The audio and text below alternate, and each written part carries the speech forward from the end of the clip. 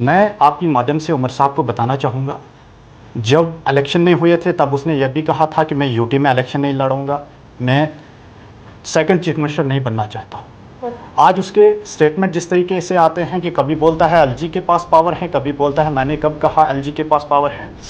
अगर इनको लग रहा है काम नहीं हो रहे हैं, इनको चाहिए था इस्तीफ़ा देना। मेरा ये पर्सनल मानना है कि इनको चाहिए इस्तीफ़ा देना और यहाँ पे नए तरीके से इलेक्शन होने चाहिए, ताकि दूध का दूध और पानी का पानी निकल जाता है। कभी बोलते हैं हमारे पास पावर नहीं है, कभी बोलते हैं हमने कब कहा। 32 डिपार्टमेंट उमर साहब के पास है, उन 32 डिपार्टमेंटों से काम कराइए ना। एजुकेशन इनके पास, आरएंडबी इनके पास, पीडब्ल्यूडी इनके पास, आरडीडी इनके पास, हेल्थ इनके पास, काम करे ना।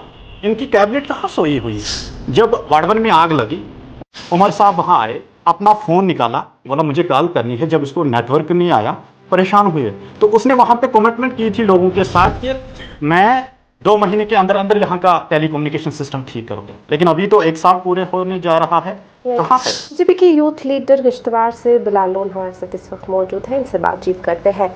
शुक्रिया आपका। सबसे पहले जानना चाहिए कि एक स्टेटमेंट उमर अब्दुल्ला के सामने आती है, चीफ मिनिस्टर उमर अब्दुल्ला की, कि अगर स्टेटहुड के लिए उन्हें अपनी सीट जो है वो भी छोड़नी पड़े, वो भी सेक्रीफाइस करनी पड़े, तो वो करेंगे। उस पर क्या कुछ कहना चाहेंगे आप?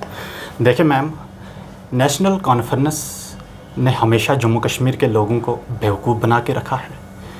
चाहे आप 1947 से लेकर 2025 तक नेशनल कॉन्फ्रेंस की यही रीति रही है, जम्मू कश्मीर के युवाओं के साथ खेलना, यहाँ के नौजवानों के जज्बातों के साथ खेलना, यहाँ के लोगों के साथ खिलवाड़ करना।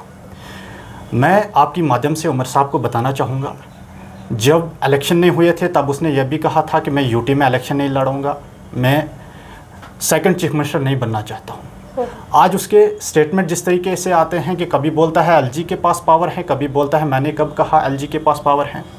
आपकी माध्यम से मैं जम्मू कश्मीर के आवाम को बताना चाहूँगा, उमर साहब के पास 32 डिपार्टमेंट्स है, नॉट ए जोक। और जिस तरीके से वो लोगों को बता रहे हैं कि हमारे पास पावर नहीं है, ये धोखेबाजी है जम्मू कश्मीर के आवाम के साथ, और हमेशा करते आ रहे हैं। और ये ड्रामेबाजी है। नेशनल कॉन्फ्रेंस हमेशा ड्रामे करती रही और आज भी वही दिख रहा है। अगर इनको लग रहा है काम नहीं हो रहे हैं, इनको चाहिए था इस्तीफ़ा देना। मेरा ये पर्सनल मानना है कि इनको चाहिए इस्तीफ़ा देना और यहाँ पे नए तरीके से इलेक्शन होने चाहिए, ताकि दूध का दूध और पानी का पानी निकल जाता। क्योंकि इन्होंने बड़े बड़े दावे दिखाए थे इलेक्शन के टाइम पे। इन्होंने 200 यूनिट बिजली की बात की थी, इन्होंने 12 गैस सिलेंडर देने की बात की थी, इन्होंने हायर एजुकेशन फ्री होने की बात की थी, वो तो लेकिन इन्होंने ओपन मेरिट्स की बात की थी। आज युवा सड़कों पे है, बात ही नहीं हो रही है उन पे, क्योंकि ये धोखेबाज हैं, इनकी नीयत ख़राब है ना। इन्होंने हमेशा कश्मीर के आवाम को धोखा दिया है और आज भी दे रहे हैं। अगर सच में इनको जम्मू कश्मीर की हमदर्दी है, देना इस्तीफ़ा दे दे, यहाँ पे नए से इलेक्शन होंगे और नए से इनको अगर फिर एक सीट भी मिले कश्मीर से, मैं मानता हूँ इनको, क्योंकि कश्मीर के लोग जज्बात में आकर वोट डालते हैं। आपकी चैनल की माध्यम से, क्योंकि कश्मीर में सबसे ज़्यादा देखने वाली ये चैनल है, मैं आपकी माध्यम से कश्मीर के आवाम को बताना चाहूँगा कि हमेशा सोच समझकर वोट कास्ट करना चाहिए। क्योंकि ये तब बड़े बड़े दावे करते हैं। इन्होंने सब्ज़ बाग दिखाए थे जम्मू कश्मीर की आवाम को, आज कहाँ हैं। आज ये कभी बोलते हैं हमारे पास पावर नहीं है, कभी बोलते हैं हमने कब कहा। यार 32 डिपार्टमेंट उमर साहब के पास है, उन 32 डिपार्टमेंटों से काम कराइए ना। एजुकेशन इनके पास, आरएंडबी इनके पास, पीडब्ल्यूडी इनके पास, आरडीडी इनके पास, हेल्थ इनके पास, तो काम करे ना। इनकी कैबिनेट कहाँ सोई हुई है। बीजेपी ने जिस तरीके से जम्मू कश्मीर की डेवलपमेंट शुरू की थी, उसको आगे बढ़ाए ना। वरना अगर इनको यही ड्रामे करने थे, इन्होंने एएवाई के लिए जो राशन बढ़ाइयाँ, फ्री बिजली की, आपकी चैनल की माध्यम से मैं इनको चैलेंज करता हूं कि एक वीडियो मुझे दिखाएं कि इन्होंने ड्यूरिंग इलेक्शन कहा कि हम एएवाई को देंगे, जो खाली 5% है। बाकी आवाम कहाँ जाएगी, 95% लोग कहाँ जाएंगे जम्मू कश्मीर के।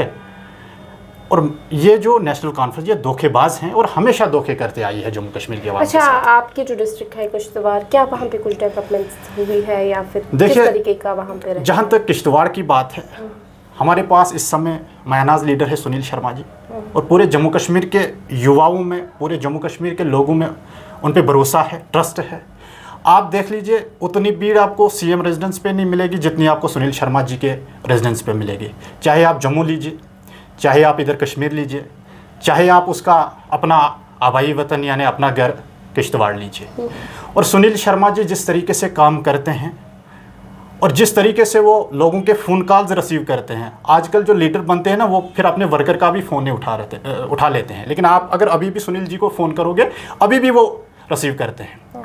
यानी वो हमेशा लोगों के बीच में रहते हैं। आज भी आप देख रहे हैं, और आपने देखा उसने असेंबली में इनकी धूल जिटाई। उसने कहा कि आपने जो वादे किए हैं जम्मू कश्मीर के आवाम के साथ वो पूरे कब करोगे, और आप जो ये ड्रामेबाजी कर रहे हैं ये कब आपकी ख़त्म होगी। मेरा मानना है कि नेशनल कॉन्फ्रेंस से कुछ नहीं होगा इन 5 सालों में, इनको इस्तीफ़ा ही देना चाहिए, बात ख़त्म।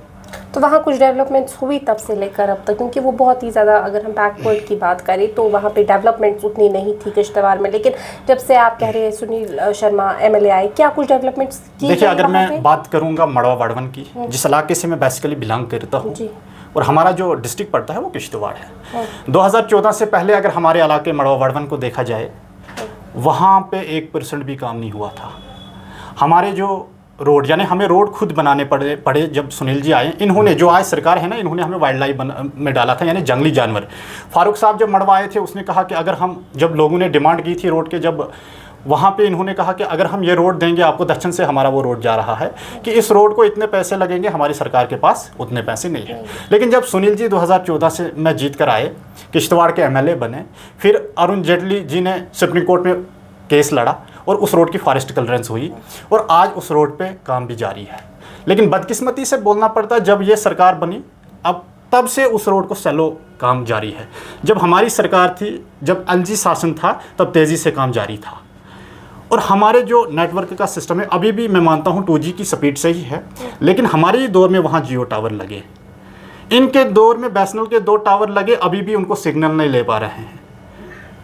तो कुछ काम हुआ अब शुरू वहाँ पे, कुछ डेवलपमेंट्स है? हाँ, जो डेवलपमेंट काम है वो हमारी सरकार ने काम किए, ये शुरू किए थे, वो सुनील जी ने शुरू किए थे। इनकी दौर में फिर से रुकावट, इनकी दौर में फिर से वहाँ पे जो डेवलपमेंट के काम शुरू थे, जो हमने किए थे, रोक लगी है।